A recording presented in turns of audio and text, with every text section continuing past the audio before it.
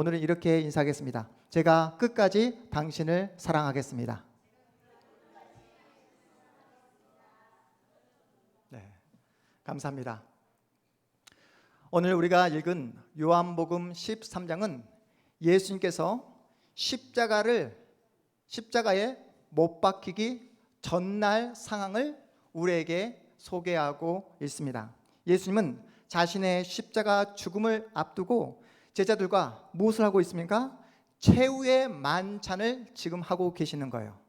최후의 만찬을 하시면서 제자들의 발을 씻기시는 그 장면을 우리에게 보여주고 있습니다.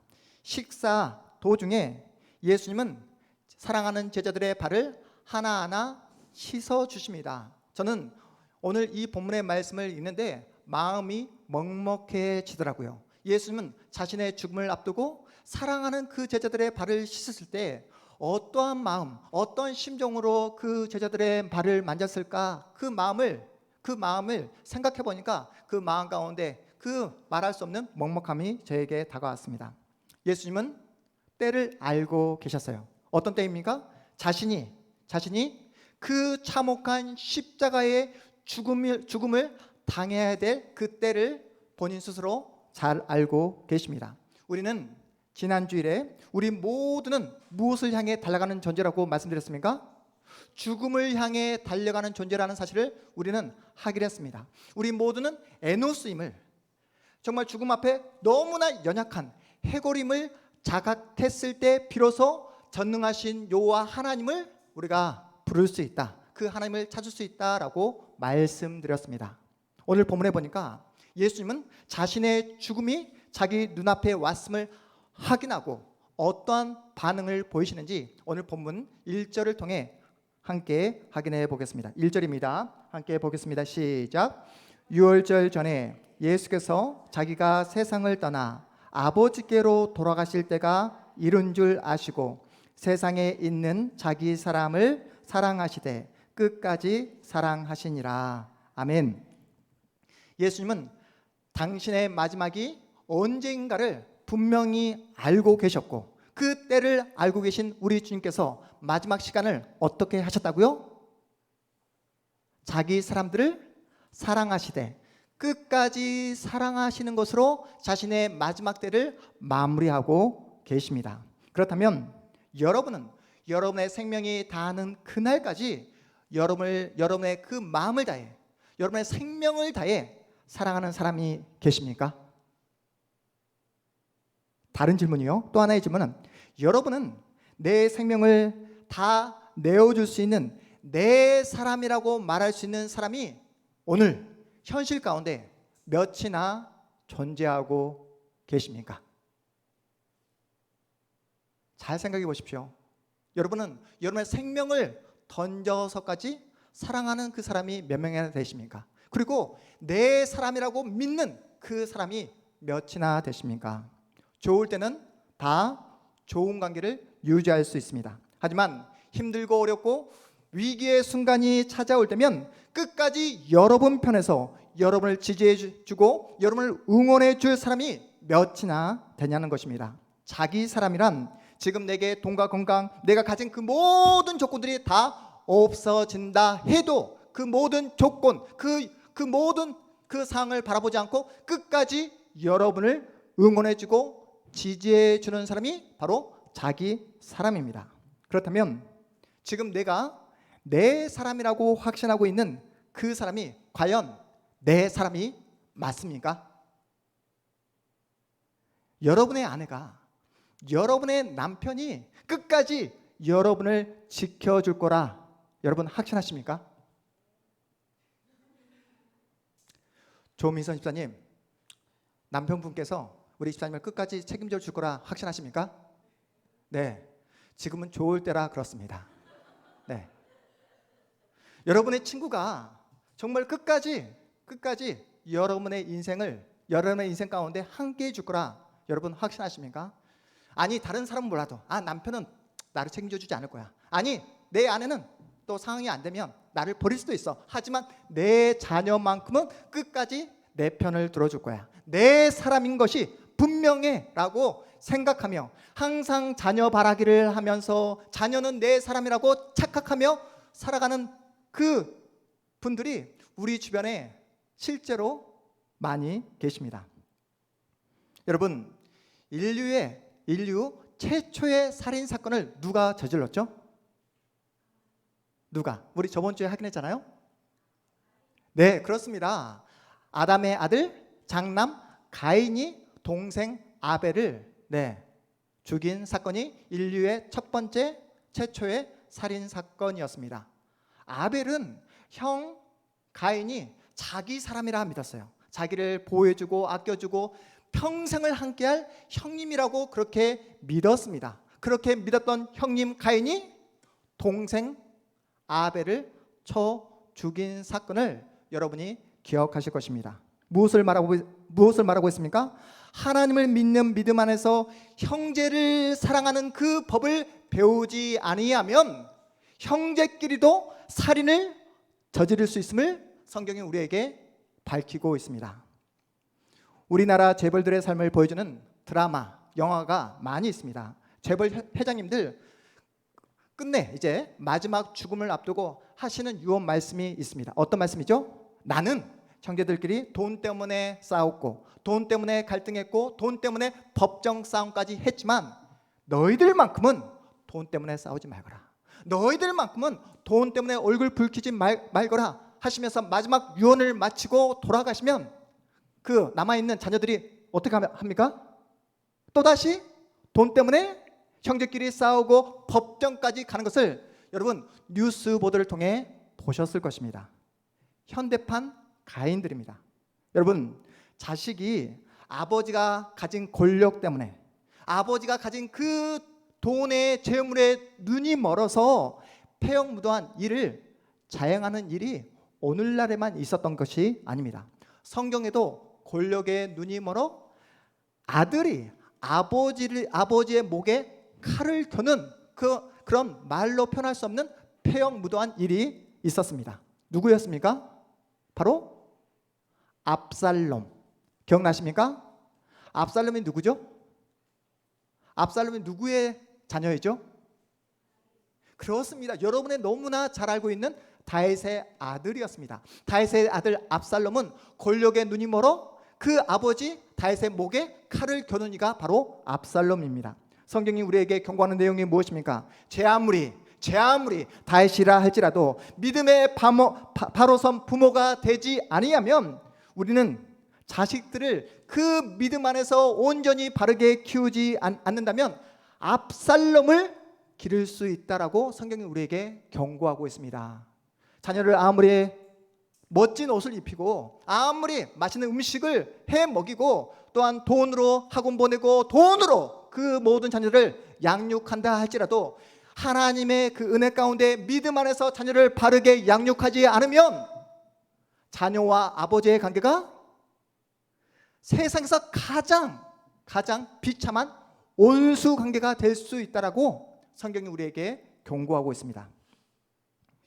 오늘 우리가 함께 읽은 요한복음 13장은 지금 유월절 명절을 앞두고 있습니다. 내일이면 유월절입니다. 여러분, 유월절이 어떤 명절이죠? 유대인들에게 있어서 가장 큰 명절입니다. 이미 그 유월절을 지키기 위해서 예수님은 가장 그 어린 나귀 새끼를 타고 예루살렘으로 입성했을 때에 수많은 예루살렘 백성들이 예수님을 향해 호산나 다윗의 왕으로 오시는 이여 하면서 예수님을 향해 함성을 지르며 환호했던 예수님의 모습을 여러분 기억하실 것입니다. 그 모습을 직접 누가 목격했냐면 당시의 종교 지도자들도 예수님이 들어오신 모습을 목격했습니다. 이제는 자신들의 기득권은 끝났다. 이제는 예수의 시대가 도래했다라고 생각했습니다. 이러한 시점에 예수를 붙잡고 예수를 가두게 되면 그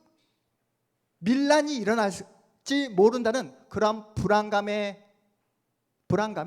이 종교 지도자들은 사실은 예수님은 유월절에 붙잡으려고 하는 것이 아니라 언제요? 유월절 명절이 끝난 다음에 예수님을 붙잡을 계획을 가지고 있었습니다. 하지만 그들의 계획이 어떻게 어긋나게 되었는지 성경을 통해 우리 함께 확인해 보도록 하겠습니다. 우리가 읽지 않았지만 같은 장 요한복음 13장, 이 부분은 여러분의 성경을 통해서 읽어보았으면 좋겠습니다. 성경을 통해서 요한복음 13장 21절에서 30절까지의 말씀 함께 읽어보겠습니다. 21절에서 30절까지 말씀 함께 있습니다. 시작. 예수께서 이 말씀을 하시고 심령이 괴로워 증언하여 이르시되 내가 진실로 진실로 너에게 이르노니 너희 중 하나가 나를 발리라 하시니 제자들이 서로 보며 누구에게 대하여 말씀하시는지 의심하더라. 예수의 제자 중 하나 곧 그가 사랑하시는 자가 예수의 품에 의지하여 누웠는지라. 시몬 베드로가 머리짓을 하여 말하되 말씀하신 자가 누구인지 말하라 하니 그가 예수의 가슴에 그대로 의지하여 말하되 주여 누구니이까. 예수께서 대답하시되 내가 떡 한 조각을 적셔다 주는 자가 그니라 하시고 곧 한 조각을 적셔서 가룟 시몬의 아들 유다에게 주시니 조각을 받은 후 곧 사단이 그 속에 들어간지라. 이에 예수께서 유다에게 이르시되 네가 하는 일을 속히 하라 하시니 이 말씀을 무슨 뜻인지 하셨는지 그 앉은 자 중에 아는 자가 없고 어떤 이들은 유다가 돈깨를 맡았으므로 명절에 우리가 쓸 물건을 사라 하시는지 혹은 가난한 자들에게 무엇을 주라 하시는 줄로 생각하더라. 유다가 그 조각을 받고 곧 나가니 밤이러라. 이렇게 말씀하고 있습니다. 여러분, 사실은 종교 지도자와 지금 누가 결탁했습니까? 가룟 유다가 결탁했습니다. 예수님을 언제 팔려고 계획을 했냐면 이 모든 유월절이 끝난 다음에 예수님을 팔아 넘길 계획이었습니다. 그런데 누가 가룟 유다가 그 종교 지도자에게 예수님을 팔 것을 그렇게 눈치채고 지금 그것을 직시해서 이야기합니까? 바로 예수께서 말씀하시는 거예요. 예수께서 가룟 유다에게 네가 하고자 하는 일을 해라 라는 그 말을 듣고 모든 제자들은 다 모릅니다. 예수와 가룟 유다만 알고 있는 내용입니다. 자신의 그 모든 계획을 예수께서 다 알고 있다는 사실을 안 그 가룟 유다는 곧장 종교 지도자들에게 예수를 밀고 하여 그날 밤 최후의 만찬을 했던 그날 밤에 예수께서 자신들의 발을 씻기신 그날 밤에 예수를 은 30에 팔아 넘겨 버립니다. 성경은 가룟 유다가 왜 예수를 팔아 넘겼는지를 이렇게 우리에게 설명하고 있어요. 우리 본문 2절 말씀 우리 화면을 통해서 함께 읽어보겠습니다. 2절입니다. 시작. 마귀가 벌써 시몬의 아들 가룟 유다의 마음에 예수를 팔려는 생각을 넣었더라. 성경이 우리에게 가룟 유다가 예수를 판 이유에 대해서 뭐라고 말씀하고 있습니까? 마귀가 가룟 유다의 생각에 예수를 팔 그 마음을 심어 주었다라고 이야기합니다. 언뜻 보기에는 마귀가 유다의 마음속에 예수를 팔려는 생각을 넣었기 때문에 유다는 예수를 팔 생각이 전혀 없었지만 마귀가 흔들고 마귀가 유혹해서 마귀 때문에 은 30에 팔아 넘긴 것처럼 그렇게 보여집니다. 가룟 유다가 온 천하의 악인이 돼버린 그 이유는 자기의 책임이 아니라 누구의 책임? 마귀의 책임처럼 보여집니다. 마귀만 아니었다면 예수를 팔아넘기는 그런 치명적인 실수를 하지 않았을 것처럼 보여집니다. 그래서 가룟 유다에게 아무런 책임이 없는 겁니까? 모든 책임이 마귀에게 돌리는 것이 여러분 바른 해석일까요? 예수를 믿는 사람들 가운데도 자신의 과오, 자신의 잘못된 모든 모습을 다 마귀에게 떠넘기는 그런 분들이 계십니다. 잘못된 일이 생기면 마귀가 역사했다고, 건강이 좋지 않으면 사단이 역사한 것이라고, 자녀가 대학에 떨어져도 마귀의 짓이라고 그렇게 해석하고 이렇게 믿는 분들이 실제로 계십니다. 여러분, 자녀가 대학에 떨어진 이유가 마귀가 역사해서 그런 겁니까? 누가 역사한 거죠? 누가 역사한 거죠? 대학에 떨어진 이유가 마귀 때문입니까? 아니죠. 자녀가 공부해야 될 그 시기에 공부하지 않고 땡땡이 치고 오락하고 딴 생각했기 때문에 대학에 떨어지게 된 것입니다. 그렇다면 한 걸음 더 들어가서 어떤 사람이 마귀의 놀이개감이 될까요? 마귀가 좋아하는 사람이 따로 있다는 거예요. 어떤 사람이죠? 바로 자기 중심적인 사람, 자기만 생각하는 사람, 이기적인 생각을 하는 사람이 마귀의 놀이개감이 될 수 있다는 겁니다. 그런 사람들 마음속에 마귀는 뿌리를 내립니다. 여러분 생각해 보십시오. 하나님을 사랑하고 날마다 하나님의 말씀에 순종하는 그 사람의 마음속에, 그 성도의 마음속에 마귀가 뿌리를 내릴 수 있겠습니까? 어찌하든 하나님을 사랑하고 어찌하든 하나님께 몸부림치며 기도하는 그 성도의 마음속에 마귀가 뿌리를 내릴 수 있겠냐고요. 예수님이 공생애를 시작하기 전 광야 40일 동안 금식하는 시간을 가졌습니다. 그때 마귀가 나타나 예수님을 유혹하잖아요. 이 돌들을 명하여 뭐가 되게 하라? 떡이 되게 하라 라고 했을 때에 오늘 너무나 제 설교가 준비했던 내용과 너무나 비슷하게 우리 김충환 집사님께서 오늘 대표 기도해 주셨잖아요. 네, 마귀가 예수님을 향해서 돌을 명하여 떡이 되게라 했을 그때에 예수께서 어떤 말씀으로 마귀의 유혹을 물리치시죠? 사람이 떡으로만 살 것이 아니요 하나님의 입으로부터 나온 말씀으로 산다라고 하시면서 생명의 말씀을 무기 삼아 마귀의 유혹을 물리치십니다. 여러분 인생을 살다 보면 마음 가운데 낙심이 찾아올 때 있지 않습니까? 마음 가운데 말할 수 없는 그 절망이 찾아올 때 있잖아요. 그리고 인생을 살아가는데 두려움이 확 나에게 밀려올 때 있지 않습니까? 그때 여러분이 해야 될 것은 뭐냐면 생명의 말씀을 붙잡고 그 말씀을 통해 여러분의 영을 향해 믿음으로 선포하는 것입니다.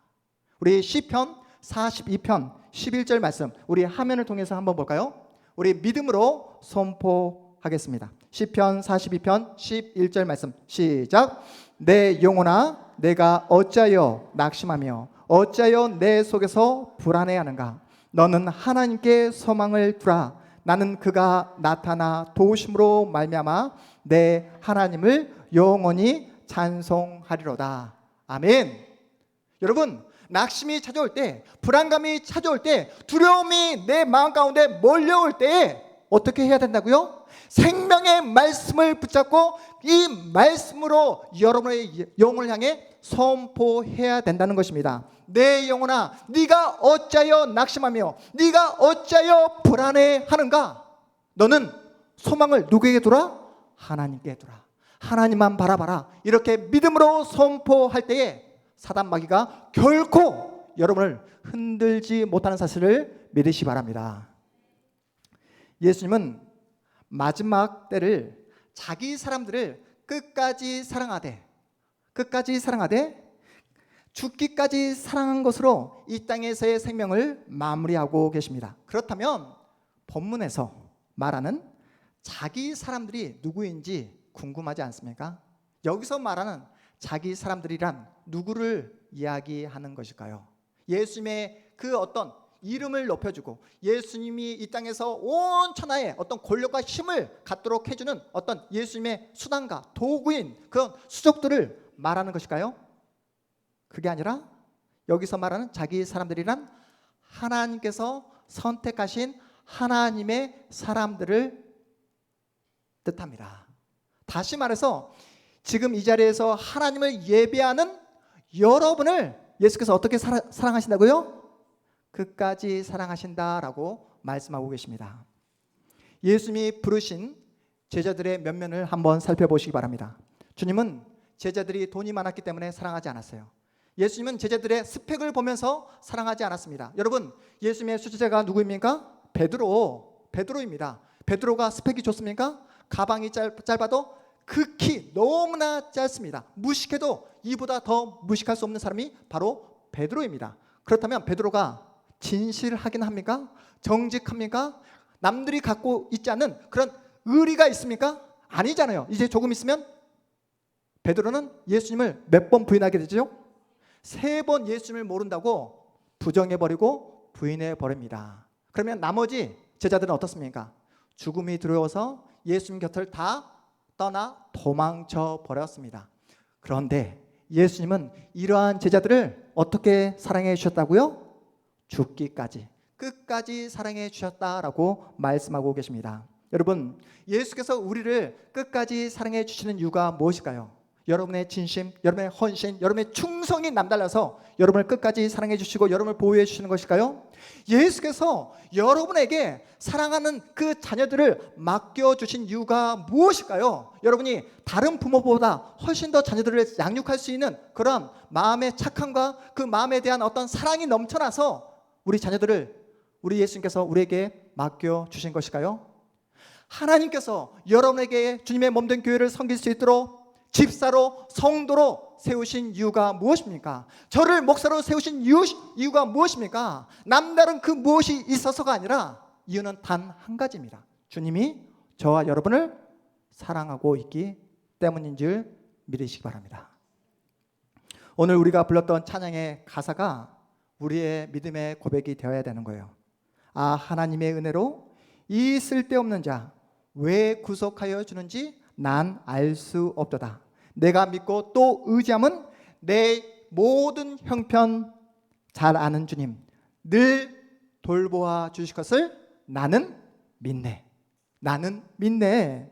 못난 나를 끝까지 사랑해 주시는 그 하나님의 사랑이 내 머리로는 도저히 이해할 수 없지만 우리가 분명히 알고 있고 우리가 붙잡고 있는 믿음이 무엇입니까? 못났지만, 연약하지만, 흔들리지만, 쓰러지지만 그런 나를 우리 주님은 끝까지 사랑하고 있음을 여러분 믿으시기 바랍니다. 우리의 모든 형편을 다 알고 계시는 우리 하나님께서 우리의 인생을 붙잡아 어디로 이끌어 가시는가를 우리 성경을 통해서 마지막으로 확인하고 말씀을 마무리하도록 하겠습니다. 우리 이번에는 성경을 찾아서 우리 창세기 50장 한번 찾아가 볼까요? 창세기 50장입니다. 여러분, 이 말씀은 중요하니까 성경을 찾아서 읽어보도록 하겠습니다. 여러분의 성경 창세기 50장 우리 15절에서 21절까지의 말씀입니다. 우리 마지막으로 하나님께서 우리의 모든 형편을 아시는 우리 하나님께서 우리 신자의 인생을 어디로 이끌어 가시는가를 말씀을 통해 확인해 보도록 하겠습니다. 우리 15절에서 21절까지의 말씀을 우리 한 목소리로 함께 읽겠습니다. 시작. 요셉의 형제들이 그들의 아버지가 죽었음을 보고 말하되 요셉이 혹시 우리를 미워하여 우리가 그에게 행한 모든 악을 다 갚지나 아니할까 하고 요셉에게 말을 전하여 이르되 당신의 아버지가 돌아가시기 전에 명령하여 이르시기를 너희는 이같이 요셉에게 이르라. 내 형들이 내게 악을 행하였을지라도 이제 바라건대 그들의 허물과 죄를 용서하라 하셨나니 당신 아버지의 하나님의 종들인 우리 죄를 이제 용서하소서 하며 요셉이 그들이 그에게 하는 말을 들을 때에 울었더라. 그의 형들이 또 친히 와서 요셉의 앞에 엎드려 이르되 우리는 당신의 종들이니이다. 요셉이 그들에게 이르되 두려워하지 마소서. 내가 하나님을 대신하리이까.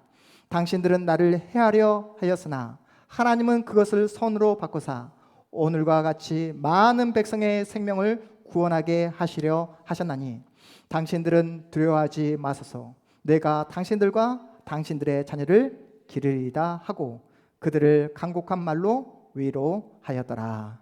아멘. 여러분, 요셉이 야곱의 몇 번째 아들이었죠? 요셉은 야곱의 11번째 아들이었습니다.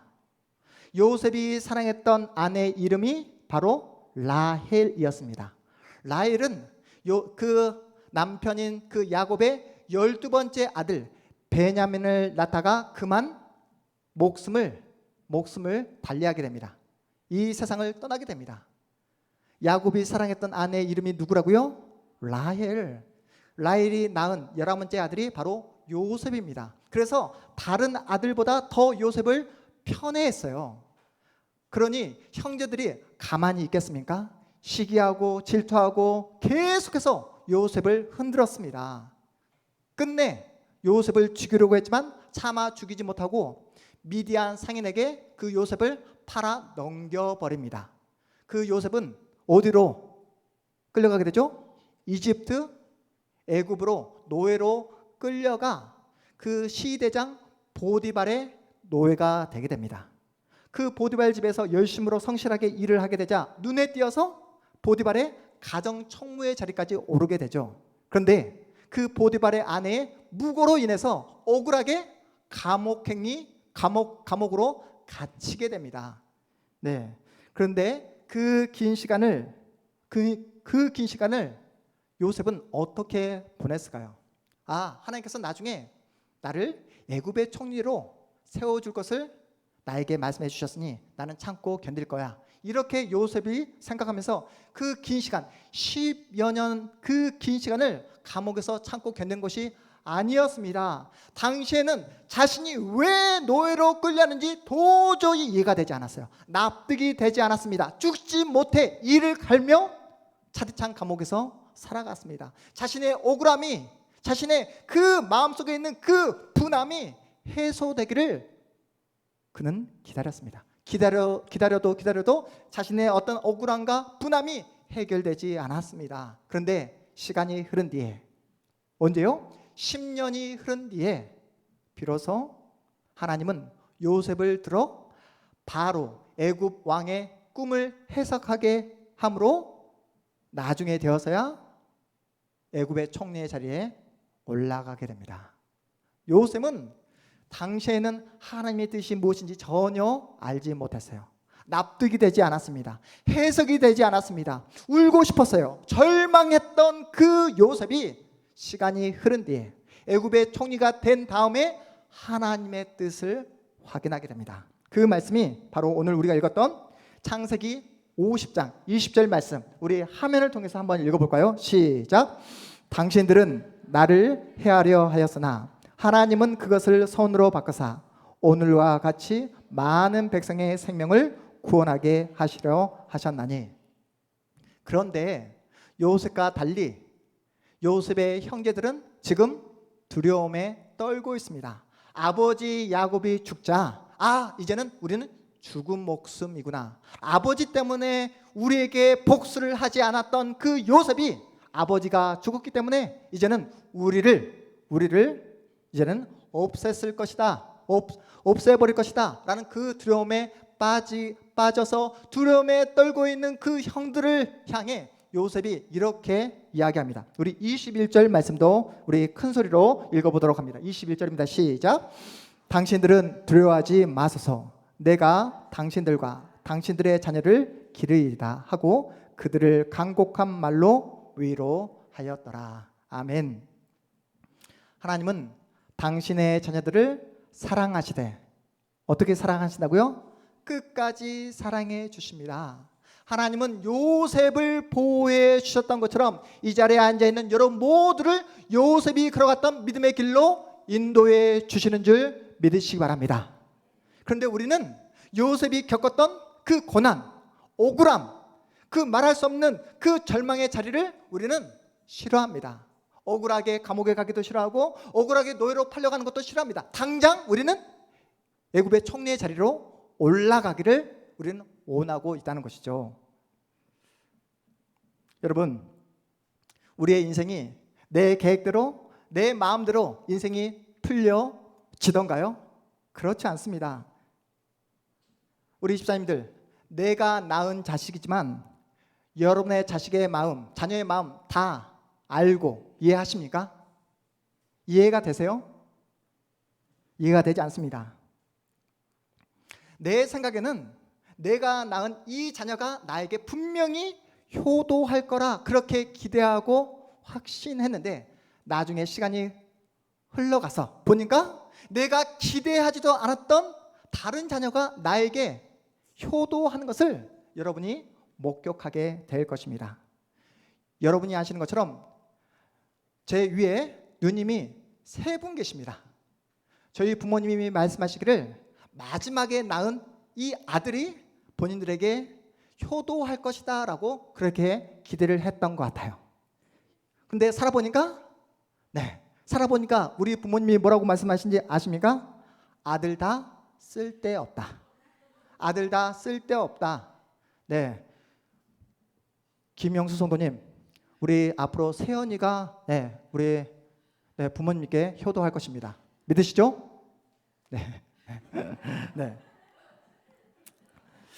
여러분, 우리가 짧은 인생을 살아가는데 우리의 인생 가운데 누가 나에게 도움이 되고 누가 나의 인생의 걸림돌이 될지 우리는 예측할 수 없다는 거예요.